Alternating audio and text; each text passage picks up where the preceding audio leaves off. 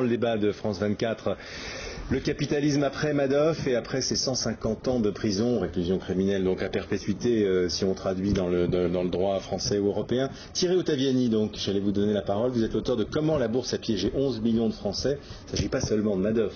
Il ne s'agit pas que de Madoff, mais il y a un chapitre sur Madoff dans ce livre, car les petits épargnants ont été touchés par l'affaire Madoff. Vous vous souvenez, au départ, ça s'est passé au mois de décembre, on a dit il n'y a pas d'épargnants concernés. En fait, on s'est rendu compte qu'évidemment, il y avait des petits épargnants, pas seulement des gros, on a parlé beaucoup des people, mais il y avait des petits épargnants qui étaient touchés dans l'affaire Madoff. Alors évidemment, ce n'était pas forcément des taux d'exposition très élevés, mais c'était à des degrés divers. Sur le produit HGF Trésorerie, on monte presque à 28%, donc c'est quand même des taux d'exposition assez importants.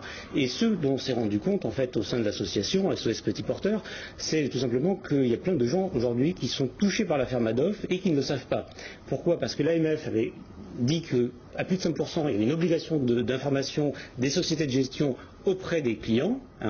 Donc les prestataires de services d'investissement normalement auraient dû informer les clients comme quoi ils sont exposés à l'affaire Madoff, mais sur des très petits taux d'exposition, eh bien il n'y a pas d'obligation d'information. Et on a fait comme ça l'expérience au sein de l'association, on demandait à des gens qui étaient inquiets, c'est normal. Très petit taux, ça veut dire quoi ? 0,1%, 0,2%, c'est ridicule, mais ça montre à quel point Madoff a été dilué. Et donc on a fait cette expérience, des gens ont envoyé des courriers à leurs prestataires de services d'investissement, et ils ont appris qu'ils étaient touchés par l'affaire Madoff. Mais il a fallu qu'ils fassent eux la démarche pour le savoir. Donc ça, c'est pas normal. Aujourd'hui, ce que nous avons constaté, c'est qu'il n'y a pas vraiment de transparence sur cette affaire, alors qu'au Luxembourg, l'équivalent de l'AMF a publié la liste des fonds qui sont exposés à l'affaire Madoff. Aujourd'hui, en France, malgré les demandes que nous avons faites, nous, association de petits épargnants, auprès de l'autorité des marchés financiers, l'autorité des marchés financiers qui avait annoncé une centaine de fonds exposés à l'affaire Madoff a toujours refusé de publier la liste. Donc ça montre qu'on n'est pas forcément le pays le plus transparent d'Europe. On peut ajouter que le fonds Affaires, qui est un fonds très connu d'assurance vie, un fonds tranquille, etc., était un petit peu investi en Madoff. Alors c'était pour des sommes, comme vous le disiez, très très faibles, mais c'est pour illustrer le fait que ça a touché vraiment une quantité énorme de fonds et de contrats d'assurance vie. Les épargnants se retrouvent touchés. Tout à l'heure, Maître Lecoq-Wallon disait qu'il y avait le problème des monétaires. C'est vrai que là, il y a un mensonge. Quand on vend des produits qui sont vendus comme des produits monétaires et que c'est investi sur du Madoff, alors que c'est de la gestion alternative, là, il y a mensonge. Là, il y a tromperie du client. Alors, il ne faut pas confondre le fait que des personnes vont en bourse parce qu'il n'y a pas de dégâts, et puis aussi le fait que des gens, certaines personnes, vont en bourse, mais on leur dit ne vous inquiétez pas, c'est tout à fait sécurisé, c'est du monétaire. Donc il y a quand même des anomalies qui ont été constatées concernant l'affaire Madoff. Quels sont les moyens que vous avez, c'est aussi valable pour vous, Maître Lecoq-Wallon, quels sont les moyens dont vous disposez pour démasquer au fond ces gens qui ont menti ? On a très peu de moyens. Une association, c'est un lobby, donc la meilleure chose, c'est de se faire entendre. Quand vous n'êtes pas soutenu et que vous trouvez porte close, que vous demandez tout simplement, certaines sociétés ont fait un geste commercial. Ce que nous demandions tout simplement, c'est que les sociétés qui avaient investi dans Madoff, qui ne sont pas forcément responsables des fois, puisque elles-mêmes, ces sociétés, les banques françaises qui ont vendu des produits Madoff, n'ont pas directement investi dans Madoff. Ce qui s'est passé, c'est qu'elles ont investi dans des fonds qui eux-mêmes étaient exposés à l'affaire Madoff. Alors, aujourd'hui, il y a des procédures en cours. Peut-être on va voir le tableau des 5 établissements européens les plus touchés qu'on dit les plus touchés par ce scandale, par cette combine, je ne sais pas, ils vont s'afficher d'un instant à l'autre. Il y a Banco de Santander, Banco de Santander, Banque Medici, Fortis, HSBC, UBP. Peut-être qu'ils vont s'afficher tout à l'heure. Quand on dit qu'ils sont touchés, c'est qu'ils ont participé à la combine ou ils ont perdu de l'argent eux-mêmes ? C'est pas à moi de le dire. On a les deux phénomènes. Ce qui est intéressant, c'est qu'on a des établissements qui à la fois ont diffusé des produits de Madoff et donc fait perdre de l'argent à leurs clients, et qui en même temps ont investi eux-mêmes leur propre trésorerie et qui ont subi à ce titre une perte importante. Bon, il y a un établissement que tout le monde connaît, pourquoi ne pas le nommer, qui est une société de gestion française qui s'appelle Laforge Finance. Elle l'a dit, elle a communiqué, elle a perdu 150 millions d'euros, je crois, c'est le chiffre qui a été annoncé, de sa propre trésorerie dans des investissements qu'elle a réalisés elle-même. Donc c'est un établissement qui effectivement est touché. Il y en a d'autres. Ce qui est intéressant, c'est de voir, vous parliez tout à l'heure de la sanction. La sanction, elle peut être de deux ordres. La première des réponses, c'est effectivement de saisir les tribunaux, puisqu'on voit, on y arrive, on a des condamnations, on a des solutions judiciaires, on peut avoir des transactions. Et puis la seconde, c'est le préjudice de notoriété. C'est le fait de savoir. crois qu'il y a des produits risqués, mais simples et transparents. C'est vraiment la transparence qui est le maître mot. Ce que montre bien l'affaire Madoff, en tout cas, c'est la complexité du système et son opacité. Et le fait que, quand vous souscrivez aujourd'hui à un produit financier, vous ne savez pas du tout où vous mettez les pieds. Et c'est comme ça que vous vous retrouvez dans du Madoff.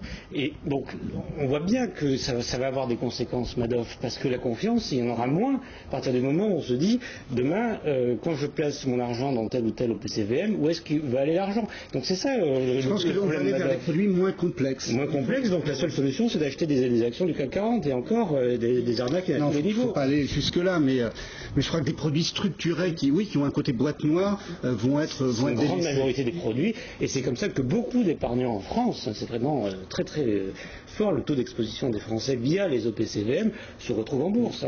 Les petits porteurs, sont pas tant en France, c'est pas tant des gens qui ont des actions du CAC 40 ou de sociétés cotées. C'est beaucoup de personnes qui vont acheter des fonds. Ils peuvent investir directement, mais ils peuvent aussi investir dans des SICAV qui sont en action et qui sont relativement transparentes quand même. C'est effectivement fondamental de maintenir la confiance dans le système financier, sinon les gens n'investissent plus et le système ne peut pas fonctionner.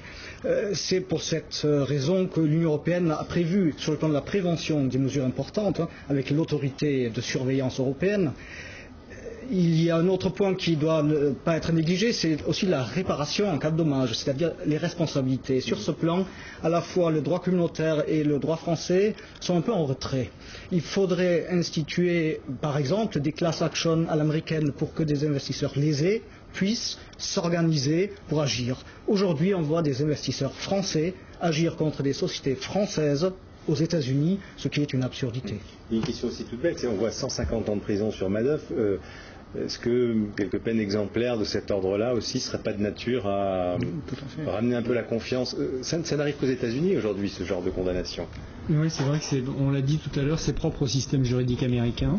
Ouais. Nous, on parle de délinquance en col blanc. Là-bas, on dit que Madoff est un criminel. Oui, voilà. Ouais, c'est vrai que c'est une différence majeure entre le système américain et le système français. C'est-à-dire qu'il y a beaucoup plus d'infractions en droit des affaires dans le système français. Mais quand on compare le degré de gravité des peines, on s'aperçoit qu'en France, les condamnations en droit des affaires sont assez faibles par rapport à celles qui sont prononcées aux États-Unis. On parlait tout à l'heure de l'efficacité de la sanction et du contrôle. Un des moyens d'efficacité essentiels, c'est la sanction. Et la sanction, c'est pas seulement sur le pénal à l'égard des auteurs d'infractions, certes c'est important, mais il n'y a pas que ça. C'est aussi sanctionner les établissements, les banques, sévèrement, avec des dommages et intérêts qui sont significatifs, ce qui existe beaucoup plus aux États-Unis qu'en France. Les autorités alors nous on a ni le pénal ni le civil, quoi. C'est une espèce de laxisme. Je dirais un peu ça. Parce qu'effectivement, la sanction n'est jamais au rendez-vous, que ce soit sur un plan strictement économique, avec des dommages et intérêts qui parfois ne sont pas réellement en rapport avec les préjudices, et au plan pénal. Thierry Ottaviani, c'est aussi peut-être pour ça qu'en France, notamment en France, il y a aussi il y a autant plutôt de contestation du capitalisme. C'est une culture. Avant, il y a quelques mois, on n'aurait pas pu écrire un livre comme ça et critiquer le capitalisme.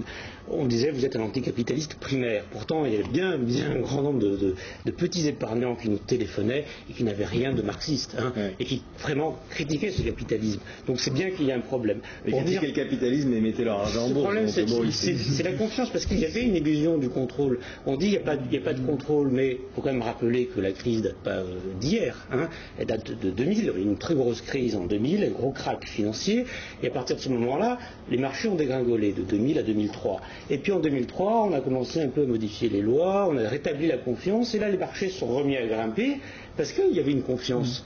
Et avec la crise actuelle, ce qui se passe aussi, c'est encore une crise de la confiance. Mais le problème, c'est le suivant, c'est que actuellement, il y a des condamnations, etc., et les affaires comme Madoff éclatent, ce qui est normal, puisque le système de Madoff ne pouvait qu'éclater qu'en période de crise. Bon, ça c'est tout à fait normal. Mais demain, quand les marchés iront mieux, que ça sera encore l'euphorie boursière, qu'on sera avec des propositions de rendement incroyables, comme on a déjà eu par le passé, parce que quand la bourse progresse comme ça, avec des rendements qui sont complètement déconnectés de la croissance mondiale, eh bien c'est bien qu'il y a un problème. Donc il y a un problème de la bourse aujourd'hui et des rendements. Donc c'est bien ça l'affaire Madoff, c'est l'appât du gain, et les gens se sont précipités là-dessus en pensant qu'il y a quelque chose d'un peu déraisonné dans la façon dont le marché financier grimpait. Rémi Bailly, est-ce que les choses vont changer? C'est ça qu'il faut. C'est pour ça qu'il faut que les mesures soient prises assez rapidement.